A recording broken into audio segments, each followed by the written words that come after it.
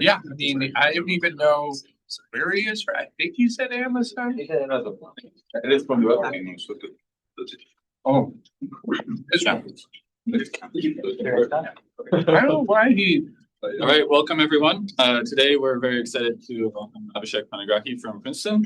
Abhishek is a final year PhD student. He's advised by Sanjeev Arora, and he's been a leader in kind of using a mix of theory and practice to bring us beyond, I guess, the compute is all you need type paradigm that we've been in, or scaling is all you need, to actual like generalizable learners. He's worked a lot on areas including skills for LLMs, LLM reasoning. Today he's going to be talking about knowledge distillation. He has a lot of fancy accolades, including the Apple Machine Learning PhD Fellowship and the Siebel Scholarship.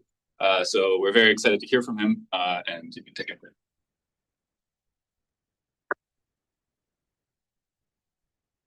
For the introduction, I am Abhishek. I'm from Princeton Language Plus Intelligence, and thank you for coming for the talk. Today, I'm going to talk about learning from the right teacher in knowledge distillation, and this is based on my works with an amazing set of collaborators, Bingbin, Sadika, Sham, Andre, and Survi across Princeton, Kempner at Harvard, CMU, and University of Pennsylvania. All right, so let's get started. So the current pipeline is developed is driven by language models. And this is how the language models are being trained today. We pre-train them on a large scale pre-training data, evaluate them on a set of benchmarks to identify their key weaknesses, create new data to teach new concepts, and then post-train these models on this data to improve them further. And then we repeat this loop. But as a part of this process, these models have learned to achieve state-of-the-art performance on different benchmarks, including code, math, so on. But the dominant concept that has driven the development of these language models is scaling. Under this paradigm, more compute generally means improved performance.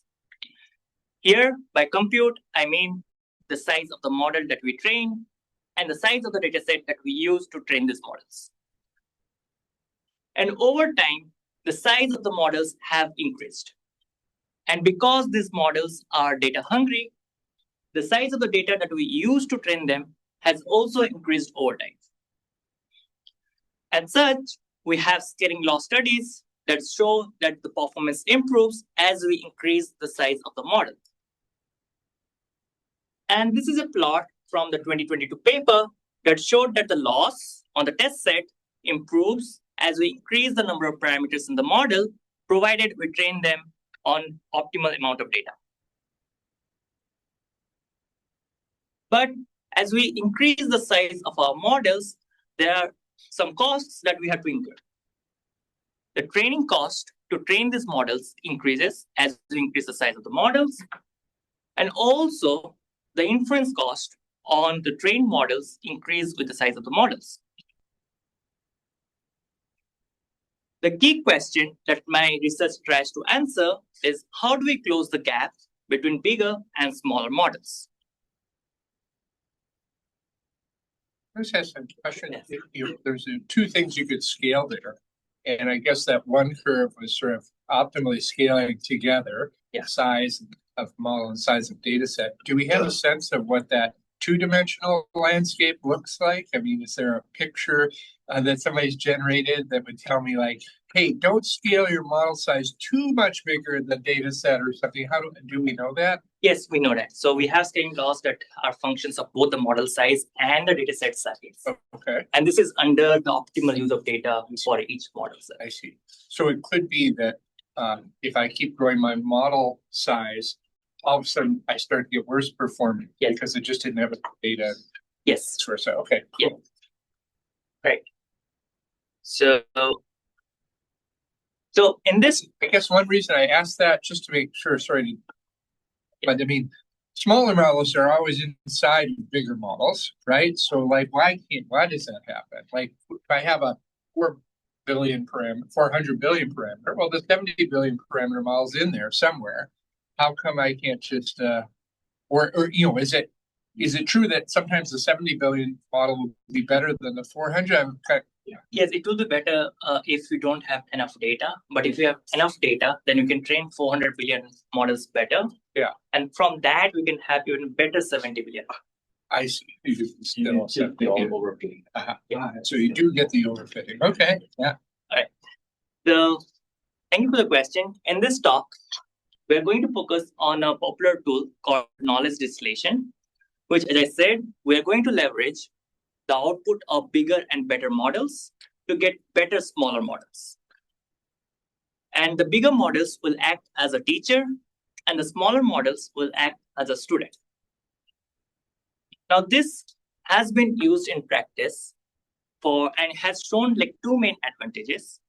First, it has been shown that with knowledge distillation, smaller models can learn faster.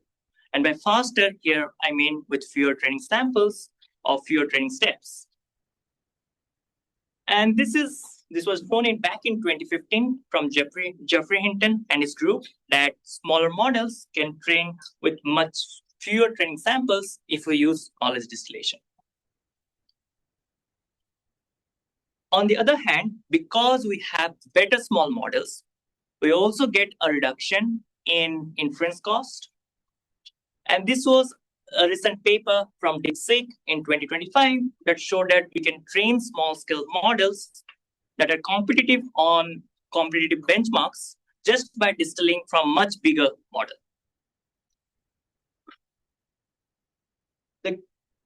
The key question in the community is that because knowledge distillation has been effective to train small models better, the key question is, how do we select the right teacher? And this is a non-trivial question because there are many variants of knowledge distillation that have been used in practice. Today, I'm going to focus on two variants of knowledge distillation and give some general principles that can be used to select the right teacher. But the principles are general enough that they can be used for other variants of knowledge distillation. Here are the two variants of knowledge distillation that I'm going to focus on. In the first variant, we're going to use a KL divergence loss that tries to match the teacher's predictions to the student's predictions. This will be done on a common amount of training data that we have. For example, if in our training data, we have questions of the form ICLR focuses on, the KL divergence loss will simply try to match the student's predictions on what comes next to the teacher's predictions on what comes next. The second variant of knowledge distillation has become more popular in the current LLM era because language models can generate responses when prompted. And this is the era of knowledge distillation through creating synthetic data. Basically, the teacher can give multiple responses on questions of the form ICLR focuses on, future of science should be, and on this generated data, the student can simply train with a cross-entropy loss. Now, under both the variants of knowledge distillation, a key puzzle has been that a stronger performing teacher does not always lead to a better student. In fact, this was a plot from 2020 paper that studied training of students on simple vision tasks like CIFAR 10 and showed that with the increasing size of the teacher, the performance of the teacher increases, but after distillation, the student does not show a monotonic behavior in performance.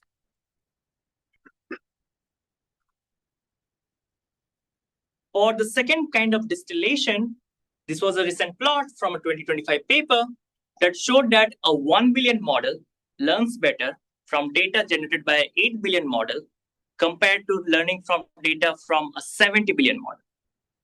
To observe, please look at the green line that is the performance of the student under data generated by an 8 billion model and compare it to the blue line that is the performance of the student after training from a 70 billion model. So given that a better teacher does not always lead to a better student, What are the right principles that we can use to select a good teacher to start with? So here I'll stop to see if there are any questions from the audience. Yeah. So I guess, can you go back to the previous slide? So yeah, I guess for image classification, I can imagine like KL divergence, but let's say for, I don't know, selection, you still have, let's say you're distilling for multi-token image. Then you still have to somehow sample the rest of the input, and then you can only after that you can see the KL divergence output. So how's that different from synthetic data? Because I guess you have somewhat sampled synthetic data to somewhat teach reports the input. Yeah, that's a good question. I didn't want to make the distinction on this slide, but yeah, like when you have multiple tokens, I assume that there is some common data set to begin with. It could be question and human written answers. I see. And then we can do KL divergence loss on the tokens of the answers. Okay. Yeah. Okay. Thank you. Any other questions? All right. So my talk will be split into two parts. In the first part, I'll focus on the first variant of knowledge distillation and show that the best teacher checkpoint does not always lead to the best performance of the student. And so I'll show that how intermediate checkpoints of the teacher can help the student learn better. I'll focus on a variant called progressive distillation and show that it can do better than simply distilling from the best teacher checkpoint. In the second part, I'll focus on the second variant of knowledge distillation. And here I'll aim to post-train a small model better on math reasoning tasks. And I'll try to motivate by proposing a good metric that can select a good teacher to generate data from. All right. Yeah.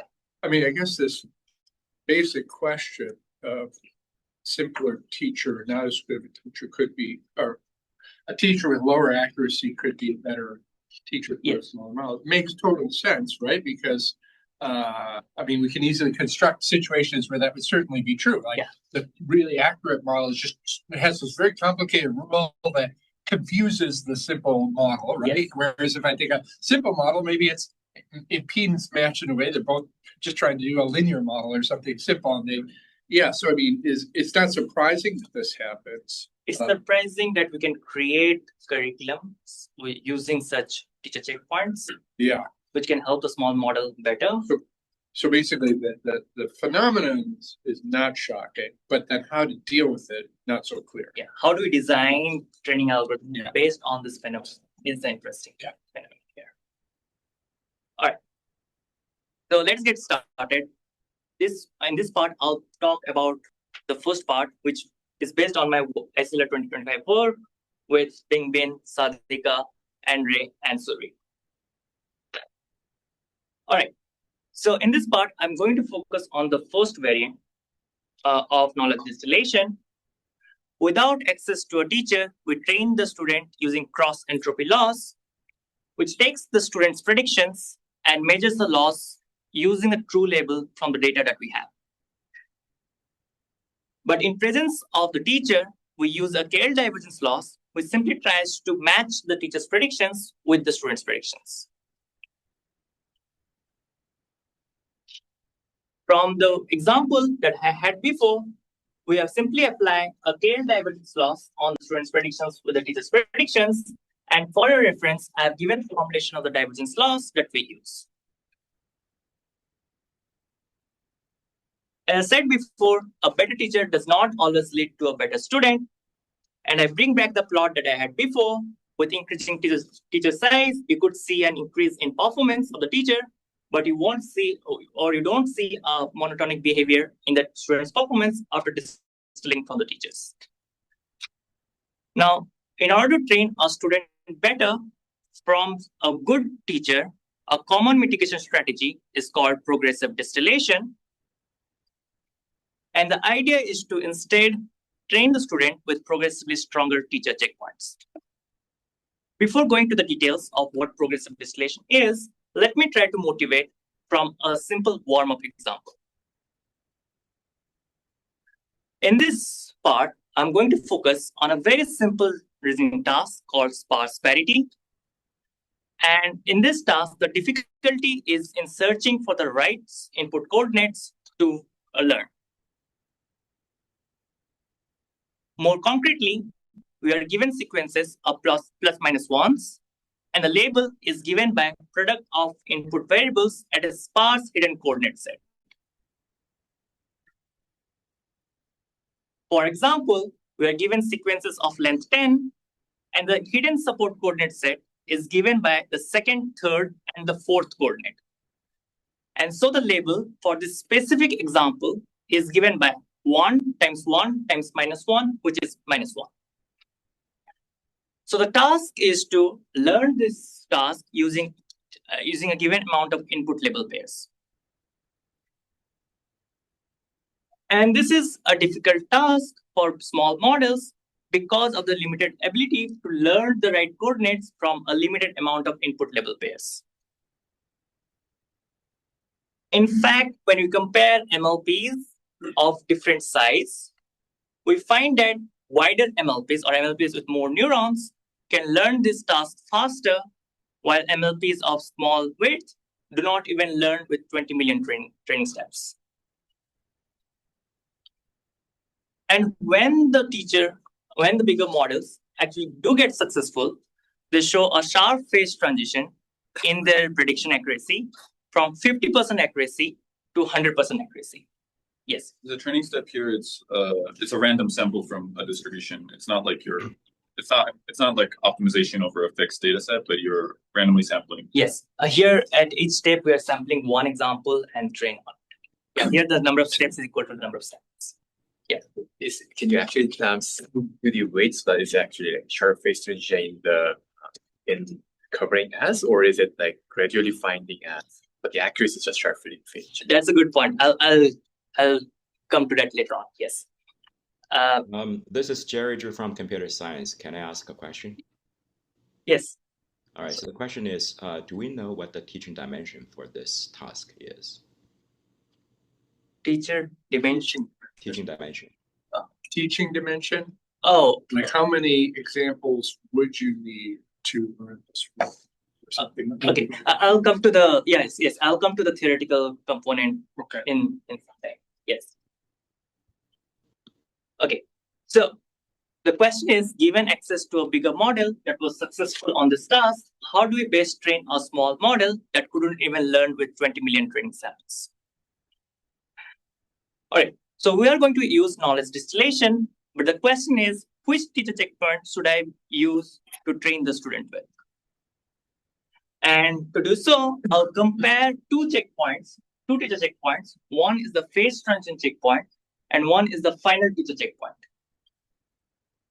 And when you distill to a student, we observe that the student can learn better from the phase transition checkpoint compared to learning from the final teacher checkpoint.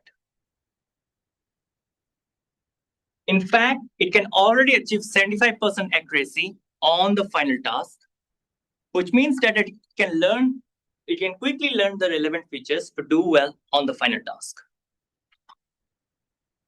And so the output by the phase transition checkpoint can be referred to as a simple to learn task for this given particular sparse parity. And if we create a two-stage distillation, where we first train from the phase transition checkpoint and then train from the final checkpoint, the student model gets 100% accuracy. Now, this two-stage distillation defines a simple to learn curriculum where you first train from phase transition checkpoint and then learn from the final checkpoint. And this is the key idea behind progressive distillation, which has been used in practice to train even larger models like Gemini 1.5 Flash. So let me make the progressive distillation idea more concrete. So just to be clear, this progressive distillation idea always uses this phase transition heuristic as a checkpoint for the two stages or multiple stages. Or is this, This is our finding. That, okay, the phase transition checkpoints are the most important ones. Yeah, gotcha. But okay, the general version is, thank you. So we save, so in the general version of progressive distillation, we save multiple teacher checkpoints, and it split the training of student into different intervals. And in each interval, we simply supervise the student with the corresponding teacher checkpoint. And this is in comparison to one-shot distillation, where you simply train the student with the final teacher checkpoint. And as I showed before, we did a lot of experiments comparing different architectures on sparse parity, formal languages, and natural language like Wikipedia and Books. And we found that in all the cases, progressive distillation helps a student learn better or faster. And so, after these observations, we tried to answer two questions. One, how does progressive distillation help a student learn better and faster? And are all checkpoints important during progressive distillation? And because I've already shown you the exposition on sparse parity, I can give you the answers. We show formally across all the settings that progressive distillation helps through a simple to learn curriculum that it can provide through its intermediate checkpoints.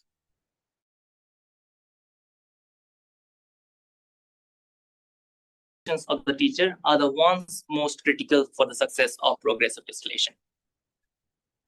So here I'll stop and see if there are any questions.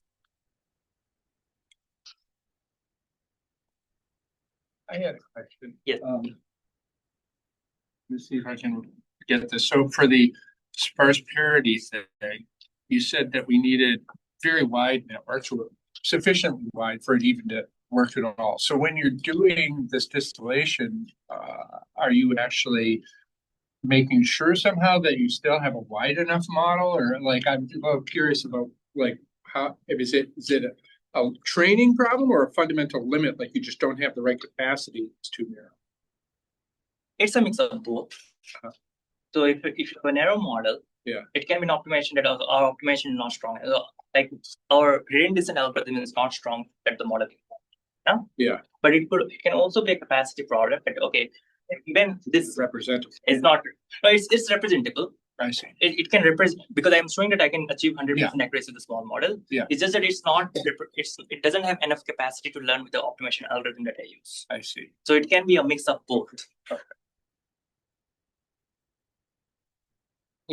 So to start the talk, you motivated with the following observation that a bigger teacher does not lead to better knowledge distilled output.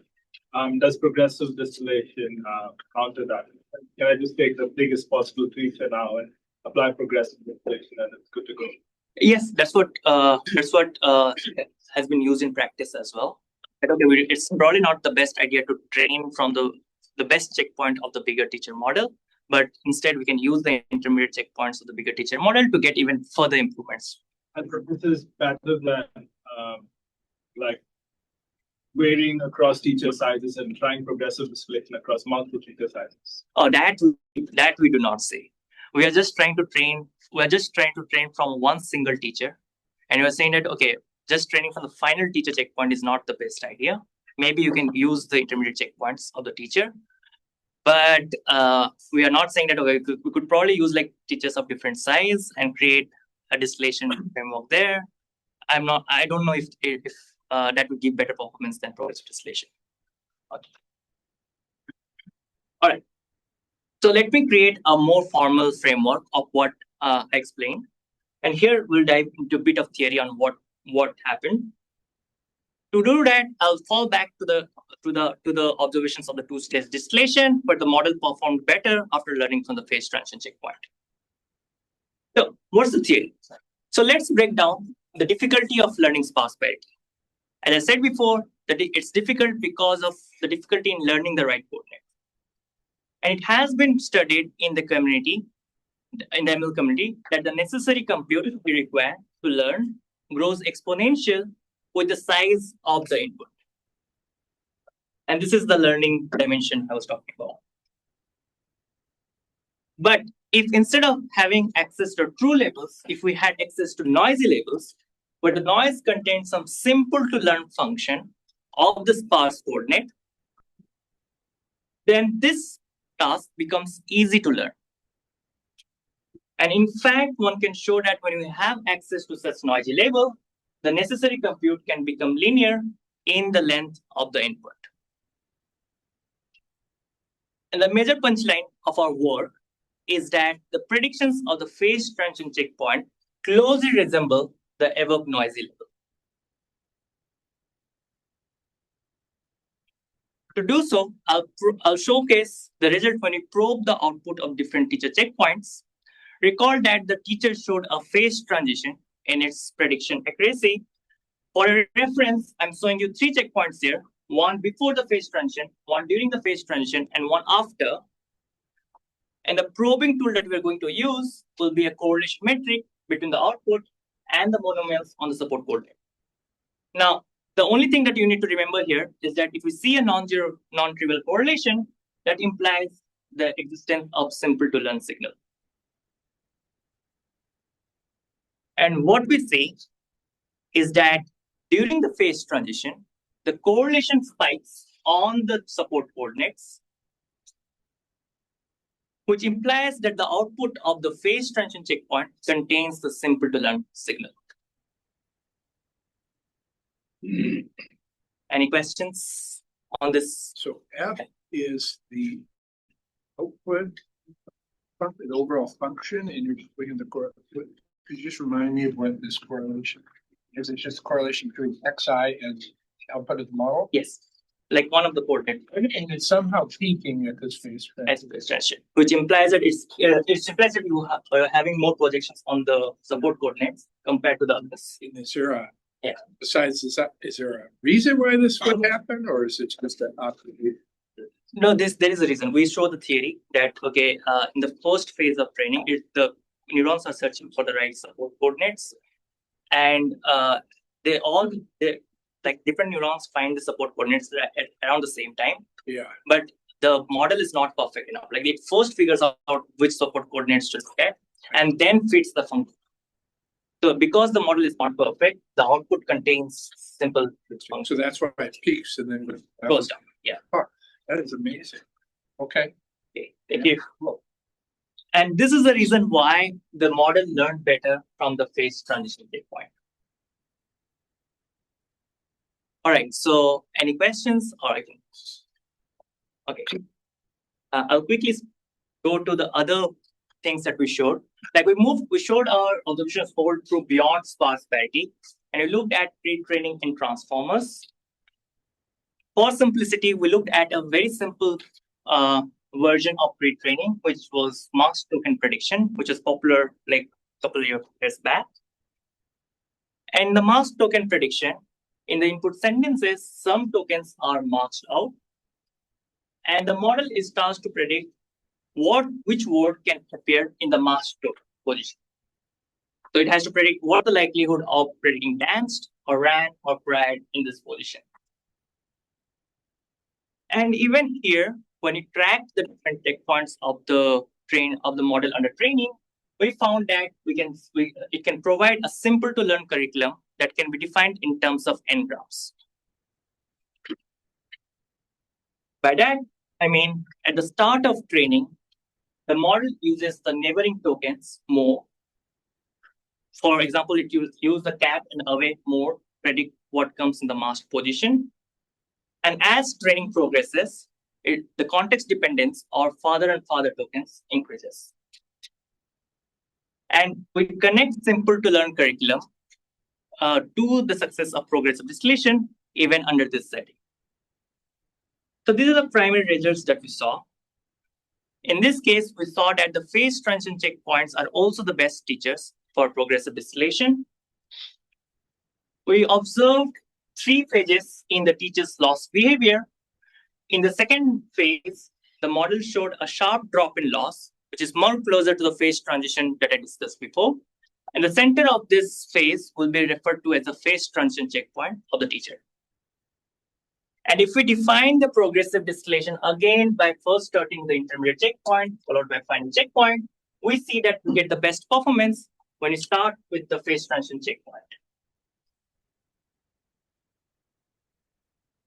In fact, on Wikipedia or natural language, we found that progressive distillation can get you better performance on the pre-training task compared to one-shot distillation, which is the orange line, and the cross-center training, which is the blue line. And after training, we found that the models that we had after progressive distillation also did better on downstream tasks compared to other models. Can I So ask the main question takeaway at this point? Yes. What is the training like input part? Is it like, for example, in your parity, who generates those random bits? I understand there's a target label, but just the random bits, who is generating that? And similarly here, who is generating the random sentences with masks? Yes. So in sparse parity, we generated random sequences of certain length, and we had a hidden sparse coordinate set. And so the labels were given by the function of the input that we generate. Here, the data is already there. We use like Wikipedia and Books, which is like available internet data. We simply train by random sampling from the data that we have. Sorry, then what does the teacher do? It provides what? Oh yeah. So the teacher simply provides the input then has like mask tokens in the sentences, and the teacher simply provides the likelihood of different words that can appear in that mask position. And so we have input of the form. We take internet data and simply mask out different words, and the teacher is providing information on what can come in those mask positions. And how deep is your? I imagine you have a top K list, or do you do all the tokens? That's a good question. So in here, so we tried out different things. So we tried out the entire vector of predictions. So entire vocabulary list for each mask position. We also tried other cases where we simply look at top one and train the model. So we found that in all cases, progressive distillation helps train better than knowledge distillation. Sorry, one-shot distillation. Okay, and for the parity case, what does the teacher provide? Yes, so there, the label can be a 0 or 1. Like, what's the probability of a 0 of the label being 0, or the probability of the label being 1? So it can provide the distribution over 0 and 1, or it can also provide the top 1 as well. So we tried out with both variants, where it simply gives its own prediction, like top 1 prediction, or it also gives like label the probability of it being 0 or it being 1. I see. So do you have a performance curve when, say, the signal is always the ground truth? For example, in the parity, it's like sharp 0 or 1 on the correct answer, and for this. So that's the cross-entropy training. Okay. The cross-entropy training is being done with the ground truth. I see. So it's not as good. Yeah. All right. Thanks. Yeah. Go back to the SQ lower bound. Yes. So try to understand like how to interpret this. So basically, the teacher model only saw the true label noise, but somehow after you train the phase transition, somehow they give you this kind of signals. Yes. But still you can go below the lower bound of the original problem, right? So somehow I'm trying to understand like how to interpret this. So somehow like it still should still satisfy the SQ lower bound of the original problem. The SQ lower bound is when you're training from the input and the label, the true label.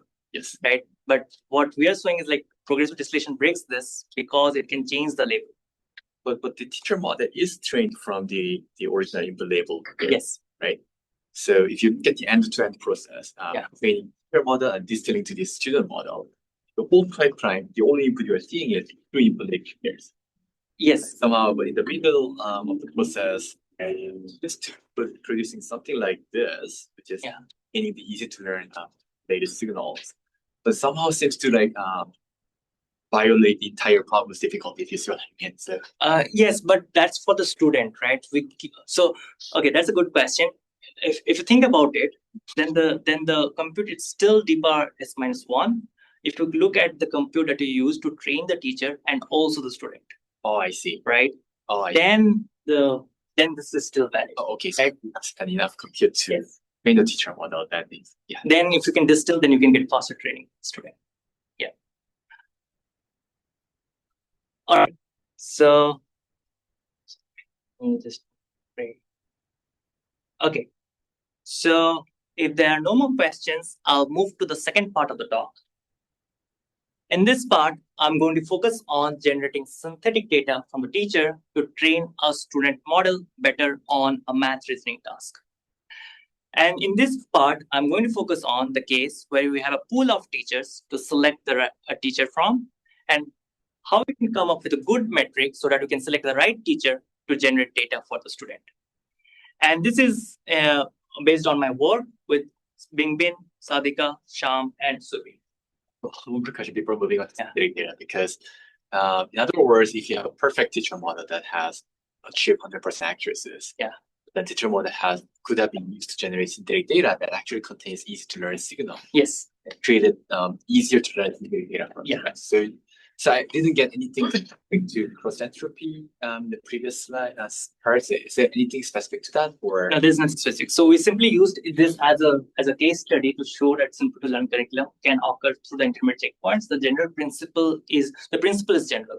So you could create such kind of simple to learn curriculum for this setting as well.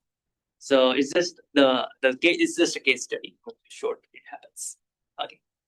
All right. So in this part, we're going to focus on post-training good language models. The motivation is that we have a student model which is trained on the internet level data, but now we want to post-train it on questions on a math reasoning task. So these are some examples of publicly available math reasoning tasks that we have. On the right-hand side, I'm showing you a question from the GSM-8K dataset, which simply asks the model to solve some grade school math. And the answer is a step-by-step process on how to solve this numerical question. Same for, we have math, which is a high school math question. And the answer will again be a step-by-step process on how to solve this question. And we're going to train the student using a cross-entropy loss on the answer tokens given the question. Now, if we train the model with publicly available responses that we have on the questions, we get limited improvement on this task. And it's primarily because we do not have enough responses per question to train it. On the other hand, we could collect multiple responses from a good teacher and train. So this is an example where the teacher can give like multiple responses to a given question, and on the generated data, you can train the student on the answers given the question. What we find is that there is a monotonic improvement in the student performance depending on how many responses we collected per question. Now, on the right-hand side, I show the results for a Llama 1B training on a 70B instruct responses. And we find that as we increase the number of responses from 1 to 16, we see a monotonic improvement in the student performance. Now, this is surprising because we didn't increase the number of questions that we trained on. We simply increased the number of responses of the teacher, and we saw a monotonic increase, which implies that the teacher can be an effective teacher by simply augmenting the training data of the student with its multiple responses. Now, the key question is, so, if I'm using this bigger, right, I can call it 16 times, get 16 answers. Yes. But if I have an overall budget, how many calls I'm going to make to that bigger model? Like, I have a choice. I could ask more questions, fewer, 4 responses, more questions, 16 responses from fewer questions. What's better there? Like, you understand what I'm saying? Like, there's a total budget of how many times I'm going to actually call that other big model. Yeah, it depends on the task. It depends. So here you sort of say, for a given set of questions, more responses helps. Yes. But you're not really looking at the trade-off between. No. Yeah. We are not looking at it. Okay. Yeah. Just so if you're seeing multiple responses from the same question, then the compute is cross entropy and subdimensional is basically learning the output distribution. Yes. In some sense. So, in some sense. So did you also compare this with the KL plus with a single answer? We didn't do in the paper. Haven't shown in the paper, but yeah, we did. And if you have a single response, you won't get this much improvement. We get like you can kind of get stuck around here somewhere. And generating more responses always helps. Yeah. Okay. So the key question is, how do we select the best teacher to generate data? And this is a non-trivial question because we can select teacher from so many families that are out there, like Gwen, Olmo, Gemma, P. And even if we decide like which family to use, we can select like which teachers with the size of the teacher that we want to generate from. And even we can control the responses from the teacher by controlling the temperature of generation from the teacher. Now, the thing that you need to remember here is that the temperature of generation controls the randomness in the responses of the teacher. As we increase the temperature from 0 to 1, the teacher starts giving more and more random responses. At temperature 0, it will give deterministic responses to the question, but at temperature 1, it will give more diverse responses. So, in summary, there are 3 axes in which you can change the choice of the teacher. You can decide which family to use, which size to use, or even which temperature of generation to use. So given that there are so many choices, how can you effectively select the right teacher? It is expensive to train the student with all the teachers and then decide the student. Even we find that in our experiments, there can be at least a 10% difference in the student performance depending on the teacher that we use to select the data. So how do we select the right teacher? So our strategy will be to score each teacher before training and then train with the teacher that has the best score. So the first question, is the best performing teacher going to the best teacher? And according to my talk, it's not the case. We find that the best performing teacher does not give the best data that you can take to train the student. We also find that common metrics like length of the responses or the loss of the student on the responses are also not reliable metrics to select a good teacher.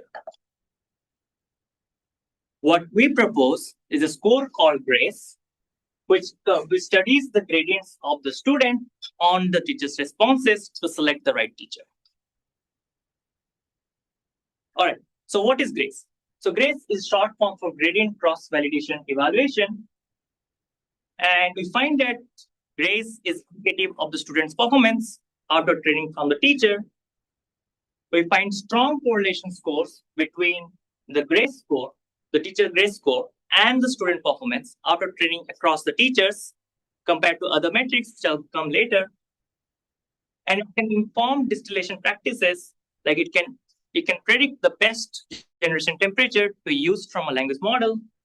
It can predict close to optimal teacher within a model family.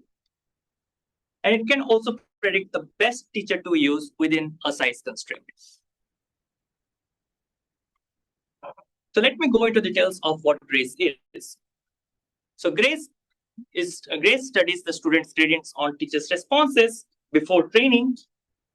And it is more computationally lightweight because we simply need to study the gradients on a few set of questions. And informally, it computes the norm of the gradients as weighted by the spectrum of normalized gradients. The norm of the gradients simply is a measure of how much the student has to move to fit to the training data. And the spectrum measures the diversity of the gradients on the teacher's responses. At its core, GRACE simply tries to measure how much the student has to move in different directions to fit to the training data. In the first case, the gradients are uniformly distributed across different directions, and the norm of the gradients is small across different directions. While in the second case, in certain directions, the gradients are more spikier. And so in the second case, the gradient updates in an optimization algorithm will be influenced by the spikier directions.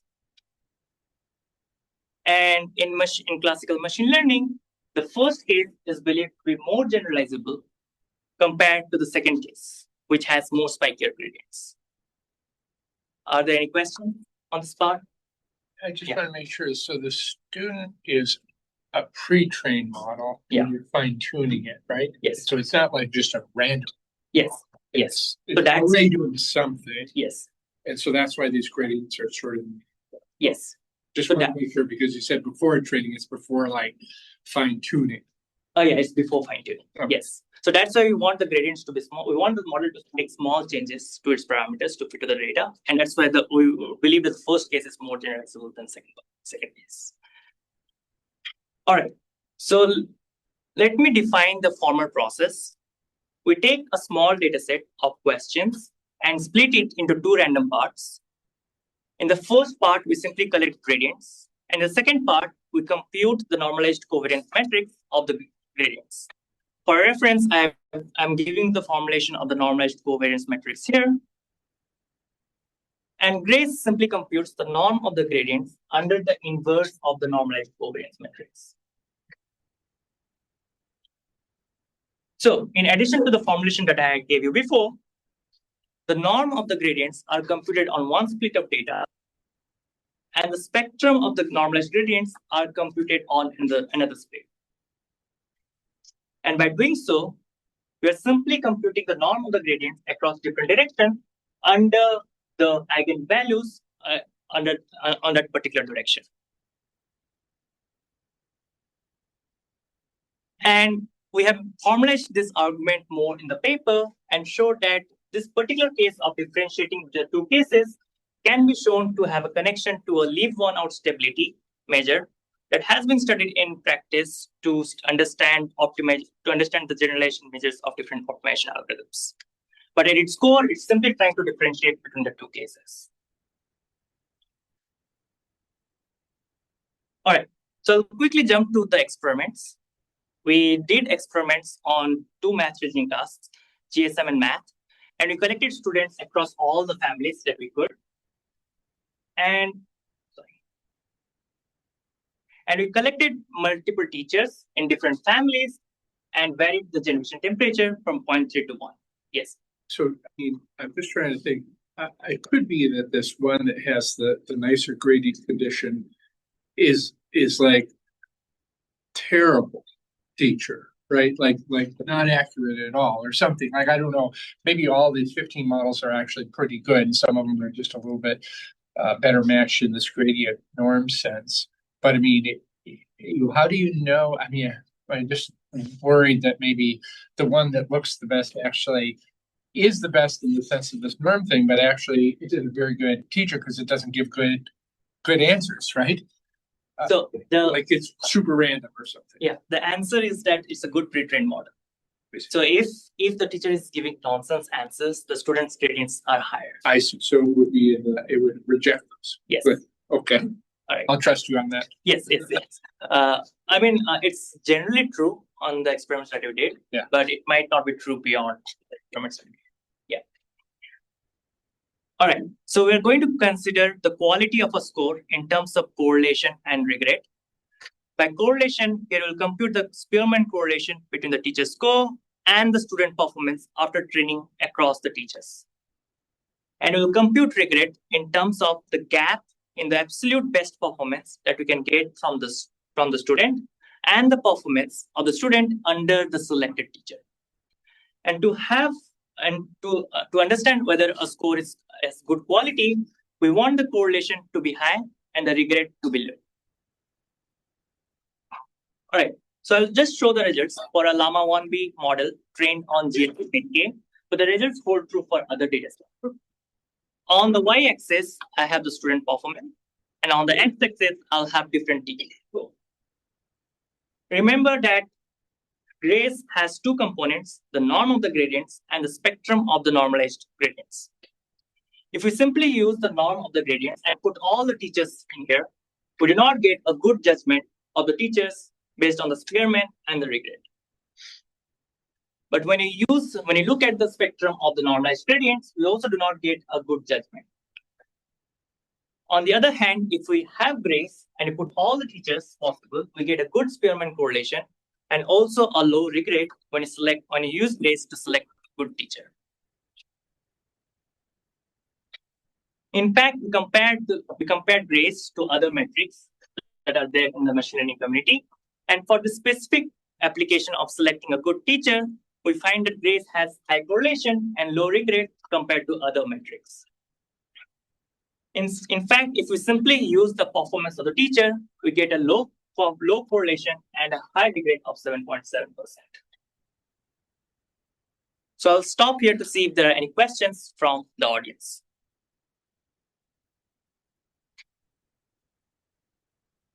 All right, so in the interest of time, I'll go to the end of this part. We proposed grace as a score for LLM teacher selection, which is indicative of the student's performance based on the correlation that we found between the teacher's score and the performance of the student. And I skipped over the second part, but you can believe me here that grace can be used to inform different distillation practices. And the key summary is that on both the parts is that effective knowledge distillation depends on selection of the right teacher, and intermediate checkpoints can provide a simple to learn curriculum to train the student with. And in the second case, the student's gradients can be used to indicate which teacher can be a good teacher to train the student on a given task. So in the interest of time, I'll quickly go to what I've been thinking about beyond these two works. And today I discussed about two variants of knowledge distillation. In the first variant, which trained with the KL divergence laws. In the second variant, which generated synthetic data from teacher. But these are very expensive because you need the teacher feedback on each and every input to the student. And also, there's a risk of learning some unseen biases of the teacher to train the student. The question is, can you still use the teacher, but without such dense level of supervision? And for that, I've been looking at skill-targeted training, where instead of simply giving a token-by-token supervision, we build skill ontologies for different reasoning tasks. For example, questions of the form 2 times 3 plus 4, the required skills are multiplication, addition, and operation ordering. And if the model makes a mistake, the student can simply say which skill the model is making a mistake on. And we simply provide, and based on the feedback, we can simply target the missing skills to make the student strong. And what we find is that even such kind of skill-targeted training can help the model do better than just simply training on the data from the teacher. And it can also be effective for training for reinforcement learning algorithms that has been popular recently. And this is based on my works with my amazing collaborators at Princeton, but this will require another 1 hour for the talk, so maybe next time. All right. And the other question that I've been looking at is, I discussed about knowledge distillation that can help you get good performance on the final task. But what if our evaluation pipelines are changing over time? In fact, recently, reinforcement learning has been popular. And so the question is, how should distillation change if we ask the model to do good exploration after training? What should be the right samples to train on? What should be the characteristics of a good teacher? Can we come up with a metric like grace to select the right teacher in the setting? And what should be the format of teacher supervision are some questions that we are thinking about. So this is where I stop, and I'll see if there are any questions from the audience. Thank you.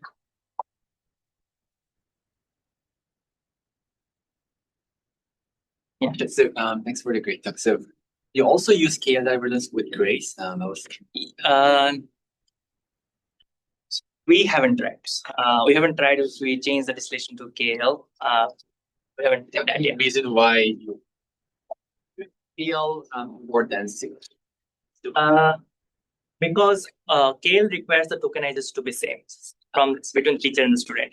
Here we simply took all the teachers possible with the tokenization paper. And so in this very simple, very general setting, we wanted to see. Yeah. Great. I have a question about the first part. So, the idea of progressive relations, if it's like the role of the teacher is having a label with the given data set. Yes. So if the accuracy of the teacher is 100%, for example, then I don't think that'd be helpful because that is already given from the code. Yeah. And then when we have the phase transition checkpoint, then to me it feels like we have the same data set with some false labels. Yeah. Like maybe 20% first label. So is it true that is it better to have such a first labels to train students for a simpler model? Yes. So that's the that's the one that we wanted to say. Yes, it's always better to start off with something where the student can learn about the data better, and then we can simply switch to the data, the final teacher checkpoint data. This can be used for both cases, not just related to the real-time distillation. It can be used for T3 data distillation as well, where you could use as poor teacher to start with, then simply switch to the best teacher possible, and you can get like a. Then do you have any idea about the subset of the data set that better to be like labeled with false labels? Oh, we don't know. Here it was random. We simply had random partition of data. But that's a good question. That's a good question that we should look at. Like, yeah. Okay, thank you. Yeah. In fact, like a lot of your work was like for the progressive relation, there was like this focus on space transition. In practice, do you know how it's like the actual like how the phase transition is there a phase transition? Like what's that mean in a language model where it's just I think like So or is there like are there phase transitions and are they yes. So in language models the phase transition happens right at the start, but the loss drops fast. I see. And if you train a small model, that comes later. That takes some time for the drop in loss. So you can make things much faster there. And that's what was tried to do for pre-training of transformers, where you can make that phase faster, and that actually shows up in the end of training. Like that kind of improvements shows up in pre-training performance and also down. I see. You make that first phase faster. I see. Yes. But that's an argument just for pre-training. For post-training, the argument can change. Like you do not need to look for the phase transition. There, the argument can change to like some other teacher based on. Yeah. That's supposed to be clear about phase transition for I see. that's right. Has a lot of different data. That has like I see. So they literally look at the weights more so than like at the loss curve they look or at accurate. both. Well, I put sparse parity, but this could be done for like K-hop remote as well. And there you can see clear appearing. And there you can see like a clear phase transition appearing in the loss as well. So you could use a splitting strategy there to make small models faster. I have two questions. When you were talking about the easier to learn objective, like syndrome alpha, like how did you see that in phase transition checkpoint teachers? So that's what the correlation tries to show, like correlation spike on the monomials on. That means that alpha that I have is non-negative. So it's non-zero for the support coordinate, close to zero for others. So there's a clear difference between the signal from the support coordinates and the non-support coordinates. And that's why we claim that there's an alpha term, there's noise term there. Or when you mentioned that a wider network was more able to learn algorithm, did you also test your deeper networks, or is it like wider networks? We tried for fixed depth wider networks. We haven't tried when we increase the depth of the model and if you make the teacher more deeper. Do you have a hypothesis that increasing width causes to increase the number of parameters, and that's why it looks better, or is it like something specific to width? It's the first one. Like if it has more parameters in a particular layer, then more neurons can keep on searching for the right coordinate. And in the specific case of sparse parity, is the most important role. But for other cases, like for other tasks, it could be that the depth is more important than width. But for the specific sparse parity, width played most important roles. Yes. I think Abhishek again.